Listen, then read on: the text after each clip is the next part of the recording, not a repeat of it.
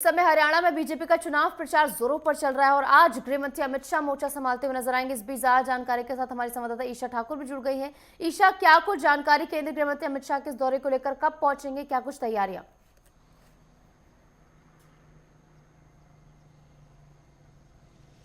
देखिए, अब कुछ दिन ही बचे हैं, एक सप्ताह का वक्त रह गया है मतदान को लेकर। तो ऐसे में ताबड़तोड़ रैलियां यहाँ पर चाहे बीजेपी की बात करें या फिर कांग्रेस की, उनकी तरफ से की जा रही हैं। लेकिन बीजेपी के लिए बहुत ही अहम ये दिन है कि किस तरीके से तीसरी बार सत्ता में काबिज हुआ जाए। और इन सब के बीच आज केंद्रीय गृह मंत्री अमित शाह एक बार फिर हरियाणा दौरे पर हैं। 3 चुनावी सभाएं उनकी होने वाली है। पहली चुनावी सभा दोपहर 12 बजे रेवाड़ी में होगी और उसके बाद अगर दूसरी चुनावी सभा की बात करें जिसका नाम जन आशीर्वाद रैली रखा गया है, 3 जन आशीर्वाद रैली वो करने वाले हैं। पहले दोपहर 12 बजे रेवाड़ी में और उसके बाद अंबाला में पहुंचेंगे। मुलाना में वो जनसभा करेंगे और दोपहर करीब 2 बजे मुलाना में वो जनसभा करेंगे। और इसके बाद तीसरी जनसभा की अगर बात करें तो करीब 4 बजे लाडवा पहुंचेंगे, कुरुक्षेत्र के लाडवा, जहां से नायब सिंह सैनी उम्मीदवार हैं। और मुख्यमंत्री का जो चेहरा है बीजेपी का इस चुनाव में नायब सिंह सैनी ही हैं। उनके लिए यहां पर प्रचार करते अमित शाह नजर आएंगे। आज के दौरे की बात करें तो अहम दौरा इसलिए भी है, देखिए लाडवा से नायब सिंह सैनी उम्मीदवार के तौर पर यहाँ पर ताल ठोकते नजर आ रहे हैं। और नायब सिंह सैनी की अगर बात करें वो मुख्यमंत्री का चेहरा भी हैं। दूसरी तरफ अगर हम रेवाड़ी की बात करें, जो पहली जन आशीर्वाद रैली होने वाली है, वहाँ ये जन आशीर्वाद रैली का जो आयोजन है राव इंद्रजीत की तरफ से किया गया है, जो केंद्र में मंत्री भी है, केंद्रीय राज्य मंत्री हैं। लेकिन कसक है कि उन्हें मुख्यमंत्री की दावेदारी वो लगातार पेश करते नजर आ रहे हैं। और इस बात की भी कसक है कि उन्हें केंद्रीय राज्य मंत्री बनाया गया है। मोदी सरकार में कोई बड़ा पद नहीं दिया है। लगातार मुख्यमंत्री को लेकर वो मुख्यमंत्री पद को लेकर दावेदारी वो ठोकते नजर आ रहे हैं। फिलहाल विधानसभा चुनाव की अगर बात करें तो अटेली से, रेवाड़ी के अटेली से उनकी बेटी आरती राव चुनाव लड़ रही हैं। लेकिन राव इंद्रजीत ये जरूर कह चुके हैं कि मुख्यमंत्री वो भी बनना चाहते हैं। पूरे दक्षिण हरियाणा में उनका दबदबा है। दक्षिण हरियाणा में दबदबा के चलते ही अगर 2019 विधानसभा चुनाव के नतीजों में नजर डालेंगे तो अब वहां पर आप देखेंगे कि दक्षिण हरियाणा से ही सबसे ज्यादा सीटें भारतीय जनता पार्टी ने पिछले चुनाव में जीती थी। दूसरी तरफ अगर हम मुलाना आ जाते हैं, अंबाला के मुलाना में आज जन आशीर्वाद रैली करेंगे अमित शाह। और अंबाला से जिस तरीके से चुनाव लड़ रहे हैं, अंबाला छावनी से अनिल विज की अगर बात करें, लगातार वो कह रहे हैं कि मैं 7वीं बार मैं चुनाव लड़ रहा हूँ, 6 बार का विधायक रह चुका हूँ। और ऐसे में अगर मुख्यमंत्री उन्हें बनाया जाता है, बीजेपी जीतती है, तो हरियाणा की तस्वीर वो बदल कर रख देंगे।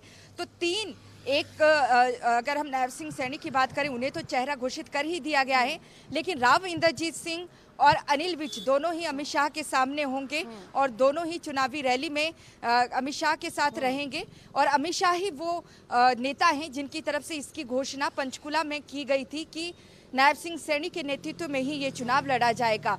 एक तरफ अगर दूसरी तरफ हम कांग्रेस की बात करें तो कांग्रेस में भी यही लड़ाई देखने को मिल रही है। तो कुमार शैलजा कह रही है कि मुख्यमंत्री वो भी बनना चाहते हैं। भूपेंद्र सिंह हुड्डा, देखिए बीते कल ही राहुल गांधी बेरोजगारी और किसानी मुद्दे को लेकर यहाँ पर बीजेपी पर कई सवाल वो खड़े कर चुके हैं। और अपने अमेरिका दौरे का जिक्र करते हुए भी उन्होंने कहा है कि किस तरीके से बेरोजगारी के चलते हरियाणा के जो युवा हैं वो विदेशों का रुख कर रहे हैं। ऐसे में बेरोजगारी को लेकर, बेरोजगारी अहम मुद्दा यहाँ पर बुनाने की कोशिश कर रही है कांग्रेस और किसानी। और इन मुद्दों को ही बुनाया जाएगा केंद्रीय गृह मंत्री अमित शाह की तरफ से। और उनकी तरफ से बताया जाएगा कि किसानों की अगर बात करें तो लगातार कहा जा रहा है, जिस तरीके से प्रधानमंत्री मोदी भी कह चुके हैं कि हरियाणा पहला ऐसा राज्य है जहां पर 24 की 24 फसलें एमएसपी में खरीदी जा रही हैं। भूपेंद्र सिंह हुड्डा कह रहे हैं कि हरियाणा में तो 24 फसलें होती ही नहीं हैं। तो ऐसे में किसानी एक बड़ा मुद्दा है।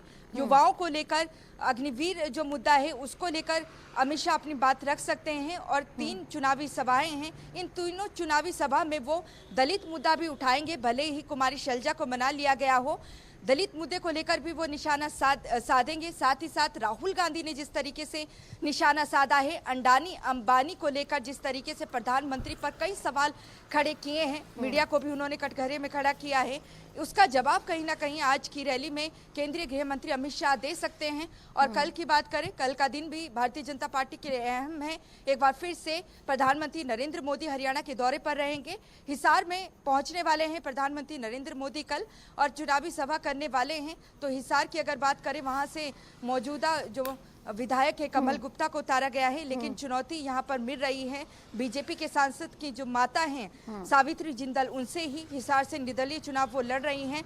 तो ऐसे में वहां पर किस तरीके से प्रधानमंत्री की रैली रहने वाली है वो देखना रहेगा। लेकिन आज की अहम रैली जो बीजेपी सत्ता विरोधी लहर के साथ तो जूझ ही रही है, लेकिन अपने ही नेता लेकिन सत्ता विरोधी लहर से निपटने के लिए बीजेपी की ओर तमाम ऐलान किए गए, चाहे अग्निवीर को ले ले, एमएसपी को ले ले, तमाम ऐलान उनकी ओर से किए गए। तो कितना डैमेज कंट्रोल हुआ और कितनी कसर बाकी है जिसे अमित शाह पूरा करते हुए नजर आएंगे?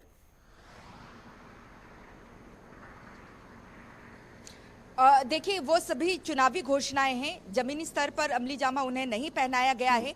24 फसलों की यहाँ पर बात की जा रही है, उसका जवाब हुड्डा दे चुके हैं पूर्व मुख्यमंत्री कि हरियाणा में तो 24 फसलें होती ही नहीं हैं। ऐसे में उसका जवाब किस तरीके से देते हैं केंद्रीय गृह मंत्री, ये देखना होगा। और क्योंकि बीजेपी ने अपना संकल्प पत्र जारी कर दिया है, जिस तरीके का कांग्रेस का चुनावी घोषणा पत्र है उसी तरीके का बीजेपी का भी जो संकल्प पत्र है उसी तरीके का है। लेकिन यहाँ पर केंद्रीय गृह मंत्री महिलाओं को, किसानों को, बेरोजगारी को लेकर किस तरीके से मुद्दे को भुनाते हैं वो देखना रहेगा। क्योंकि जो घोषणाएं भी पिछले 2 महीने के भीतर की हैं उनमें उन्हें कभी अभी तक जो है अमली जामा नहीं पहनाया गया है। यहाँ जरूर है कि कर्नाटक और हिमाचल सरकार की तुलना यहाँ पर की जाएगी कांग्रेस के साथ, क्योंकि हिमाचल की अगर बात करें तो हिमाचल में वित्तीय स्थिति ठीक नहीं चल रही है और ऐसे में उस मुद्दे को भी यहाँ पर भुनाने की कोशिश करेंगे केंद्रीय गृह मंत्री अमित शाह। और दूसरी अगर हम बात करें भूपेंद्र सिंह हुड्डा की, उन्हीं के नाम पर जो 70 उम्मीदवार हैं वो वोट मांग रहे हैं और एक नारा दिया जा रहा है कि अब की बार हुड्डा सरकार। मुख्यमंत्री के तौर पर वो भूपेंद्र सिंह हुड्डा को देख रहे हैं। तो यहाँ पर जो निशाने पर रहेंगे राहुल गांधी से ज्यादा भूपेंद्र सिंह हुड्डा और उनके बिल्कुल हरियाणा में चुनौती बहुत बड़ी है बीजेपी के लिए, क्योंकि लोकसभा चुनाव में जिस तरीके से बैकलैश देखने को मिला बीजेपी को, तो उससे निपटने के लिए बहुत ज्यादा जरूरी है कि ज्यादा से ज्यादा प्रचार किया जाए और बीजेपी के पक्ष में माहौल बना जाए। बहरहाल हरियाणा में पहुंचने वाले हैं अमित शाह, जैसे कि आपने बताया 12 बजे उनकी पहली जनसभा होगी। बहुत बहुत शुक्रिया हमारे साथ जुड़ने के लिए और तमाम जानकारी हमारे साथ साझा करने के लिए।